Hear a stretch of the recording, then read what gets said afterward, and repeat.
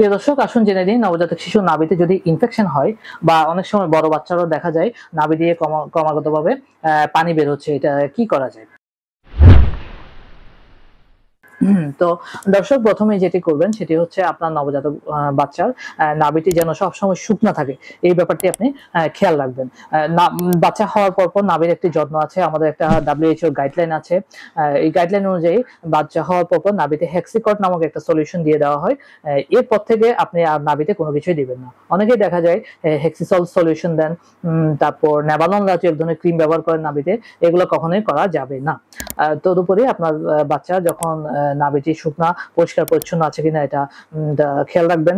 এবং নাভি পড়ার পরে যদি নাভি দিয়ে পুঁজ বের হয় বা পানি পানি বের হয়, যেটাকে আমরা আম্বিলিকাল গ্র্যানুলোমা বলে থাকি, এটির জন্য আপনারা মিউপিরিসিন জাতীয় এক ধরনের মলম আছে, এটি ক্রিম আছে, অয়েন্টমেন্ট, এটি ব্যবহার করতে পারেন।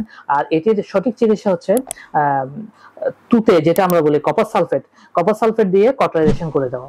এটা যদি আপনি কোনো একটা হাসপাতালে যান, কোনো একটা টারশিয়ারি লেভেল হাসপাতালে যান, যেখানে আপনার নবজাতক শিশুর চিকিৎসা হয় বা নবজাতক শিশুর চিকিৎসার সুব্যবস্থা রয়েছে, তাহলে আপনারা কপার সালফেট দিয়ে এই কটরাইজেশনটা আপনার শিশুর ডাক্তার করে দিবেন। ফলশ্রুতিতে এই নাভি দিয়ে পানিটি পড়বে না।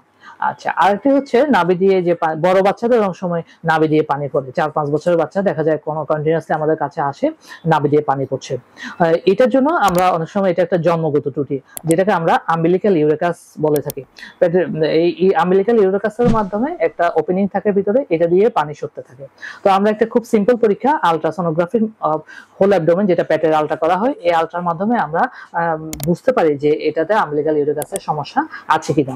যদি থাকে, আমরা আপনি একজন শিশু ডাক্তার যদি দেখান এই সমস্যা ধরা পড়ে আলট্রার মাধ্যমে, তাহলে আপনার বাবুর ডাক্তার আপনাকে একজন শিশু সার্জনের কাছে রেফার করবেন এবং খুব সামান্য একটা অপারেশনের মাধ্যমে আপনি আপনার এই নাভি পানি পড়াটা, বড় বাচ্চাদের নাভি পানি পড়াটা সমাধান আপনি অতি সহজেই করতে পারবেন। ধন্যবাদ দর্শক, ধন্যবাদ সবাইকে।